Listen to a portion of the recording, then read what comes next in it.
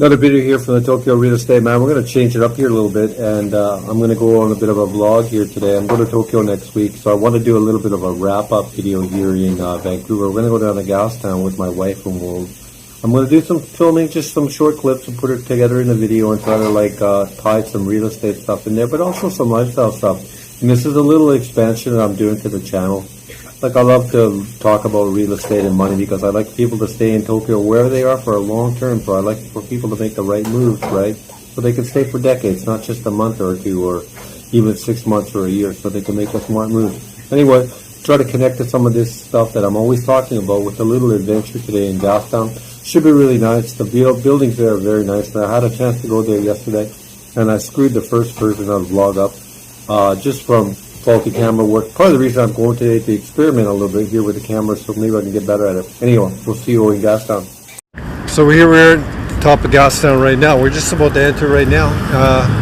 I guess that's been a brew pub. I know that's been there for 20 years. It's going to be some really great pictures today because of these beautiful buildings here in Gastown. There, of course, is the larger building is the Woodward's redevelopment, but I mean that was done over 20 years ago.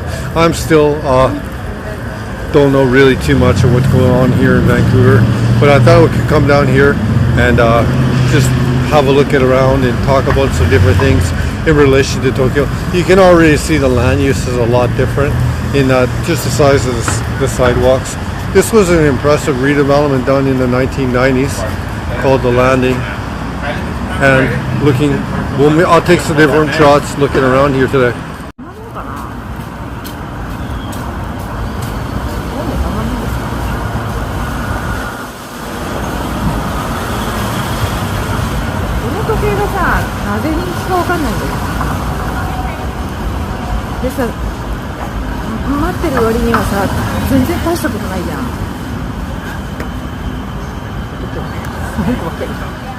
Yeah, we're here in one of my favorite buildings here in Vancouver, the Dominion building. And then my wife is Japanese, and she's really kind of even now she's just talking to me about it. It's unfortunate that she just thinks it's such a beautiful area, but the poverty really drives everything to this sort of lowest common denominator kind of stuff. Anyway, it's a beautiful building, and I thought I could include it here in the vlog. I haven't seen too much homeless so far or sort of drug deal, but there will be into the video today. Anyway, that's the Dominion building here at on Hastings Street, I think, in Canby. There you are. This is a building that they did a really good job on, I think, in the basically early 2000s, which is the Woodward's building here in downtown Vancouver. This is Gastown now. And I do know that they share some campus. The campus or this space is shared with Simon Fraser University. I'm not sure which, probably their fine arts sort of division is in here. And you can see a lot of these condominium owners are there, and there's been a bunch of stores in London Drugs and this Nestor's Market, but which is a supermarket. And there's some other things listed there, I guess Hero Japan Sushi and what have you. And but the problem is, I heard that recently that they're going to close the Woodward shop, which is known as the Nestor. Isn't that a beautiful building right there? And I'm just thinking this neighborhood is just getting worse and worse for its quality of life issues like this, because if there's no supermarket here, do you really want to live here? And that's really what I talk about, this lowest common denominator in this lifestyle thing. Certainly there's some nice things here about Vancouver, and sometimes I think I'm overcritical because it's been really good for my kids to come to school here. But at the same time, when the supermarkets are going to close because people are stealing so much stuff, do you really want to live in this kind of place? Anyway, here's a kind of a hiroba as I come into here. And they have a basketball court here. And it's definitely designed with this great sort of modernism. That's really, really nice. But will this store last? I'm hoping it does. Anyhow, you can play a little hoop, Brady, if you come. Brad-chan hoop, koko de dekimasu yo. My son's on the basketball team, which has been great.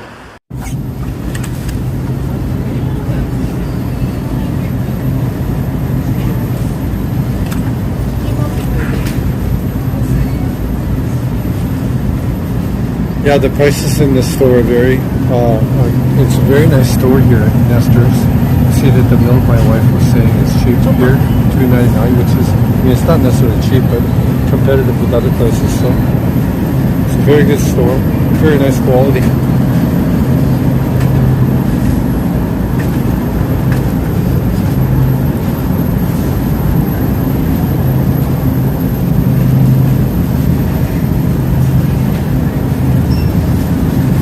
We don't really come down here much, but we'll definitely buy something here at the store. It's not unreasonably priced. So, and I was talking to some of the staff, so he wasn't.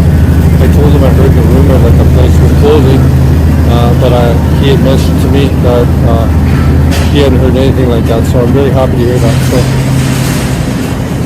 you really want for nothing. You can see it's a very good store with good-looking products.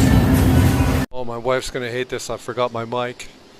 But this is the fresh food section of the store here, and everything looks to be of very good quality. So it's really nice to come here, and I'm really happy to see that the quality is really nice.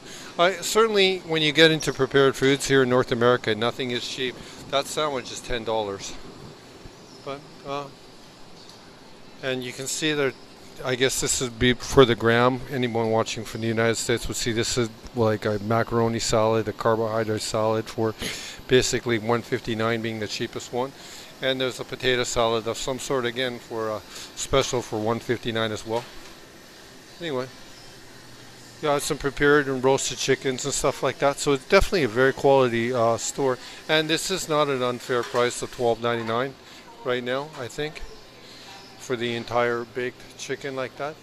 And we can peer over here at some bread prices, so you can see, and bread can be very expensive for like the especially the rye flour stuff. Recently you see that is $7.79 for a loaf. And some of the fresh product, which my wife is already checking over right here, the prepared, I guess these are known as strudels. I don't know much about North American food anymore. How much are those? We could have discussed. Oh, $4.79. And my wife just said though, "Oi so," which means she thinks it looks good, so she might get something. My wife would like some carbohydrates more than I do. And you see a nice pie there for $7.49. So none of these prices here are like unreasonable, which is nice to see.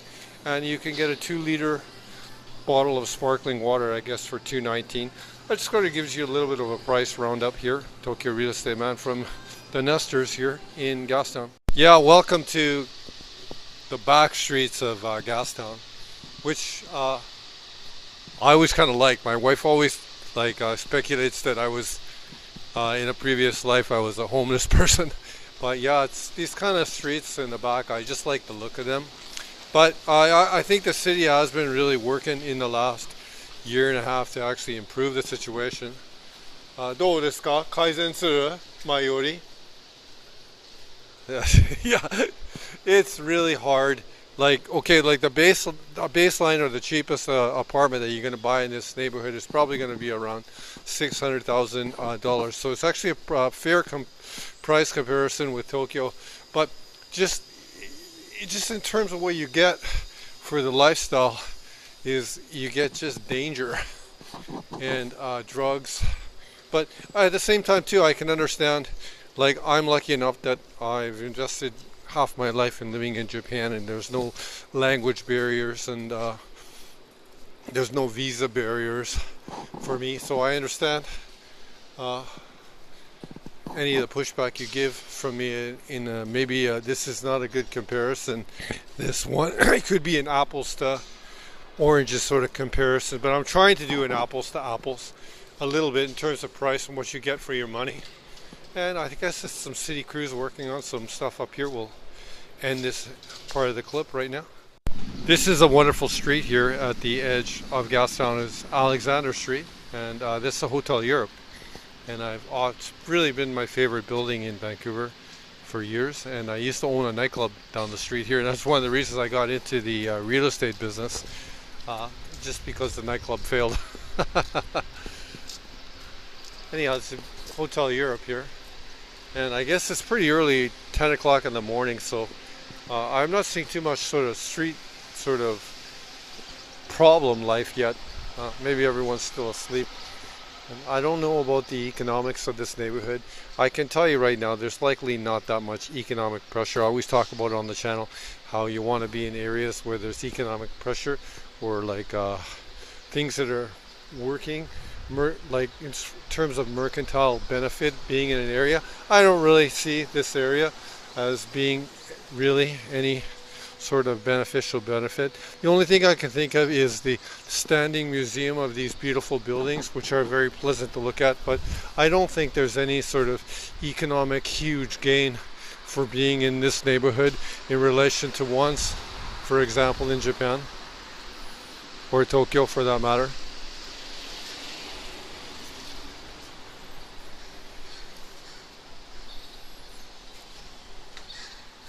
Hotel Europe, 43 Paul Street. Beautiful tile work inside. Rarely will you find anything as beautiful as this.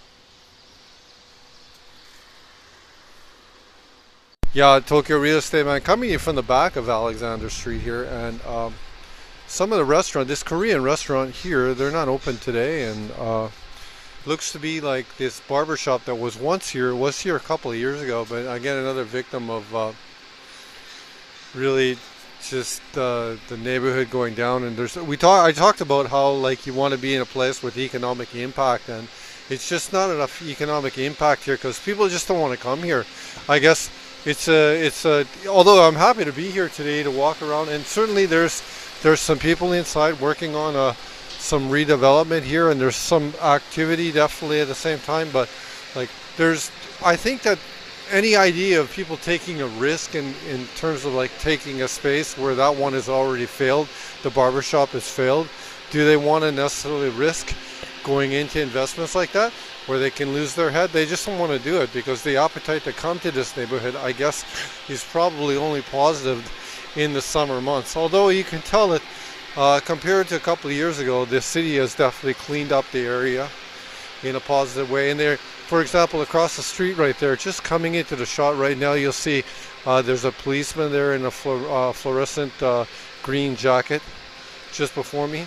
I think that the fact that there's a police cruiser there, they're trying to at least have some like presence on the street perhaps. Anyway, so much to talk about, but for a baseline unit in this neighborhood, it's $600,000.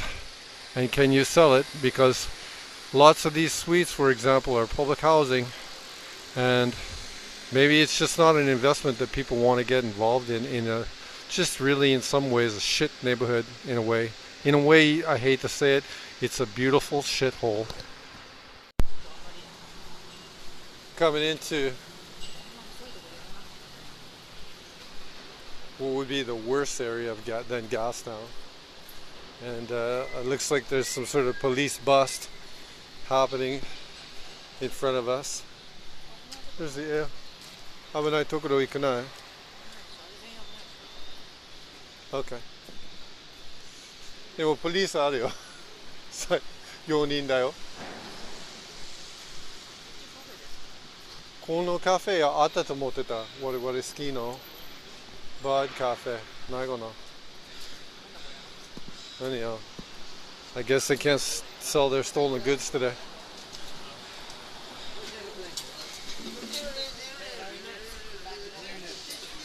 Excuse me, sir. We have a clarinet player there. Yeah, this is it. Welcome to Hastings Street, man. If there's a shit, this is the shit.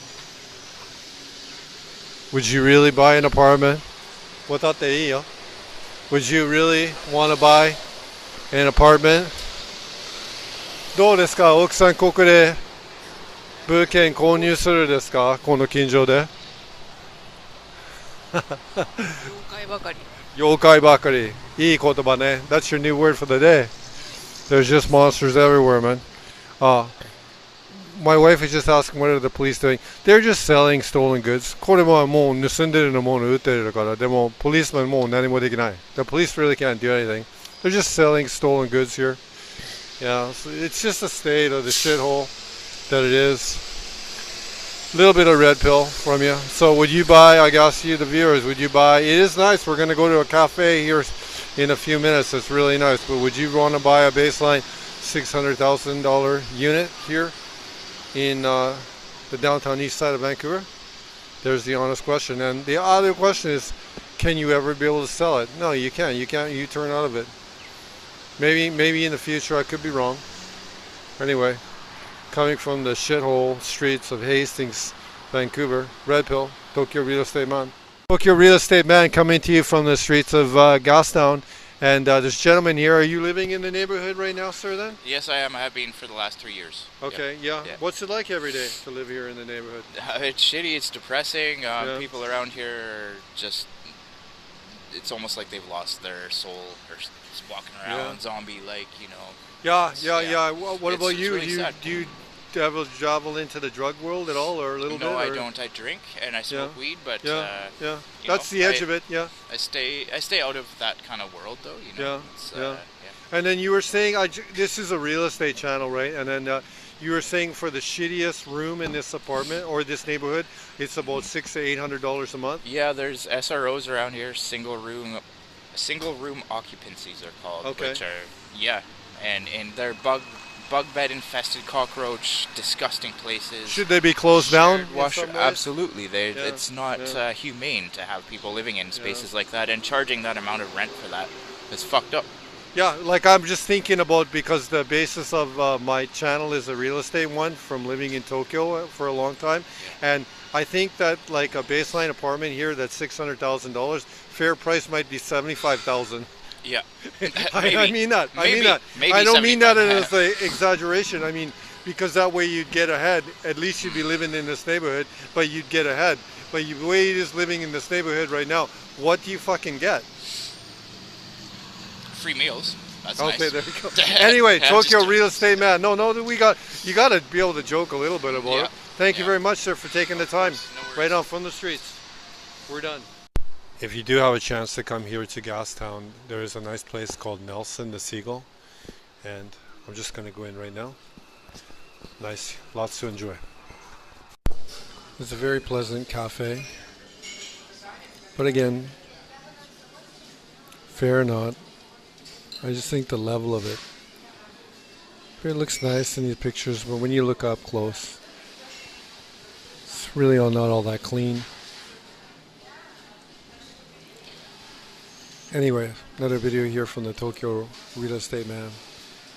Thank you for tuning in to the video comparative analysis of Vancouver versus Tokyo in the week before I go to Tokyo. いつもこのチャンネル見ての皆様ありがとうございます。この動画でもうここでもう終わりです。ありがとうございます。失礼します。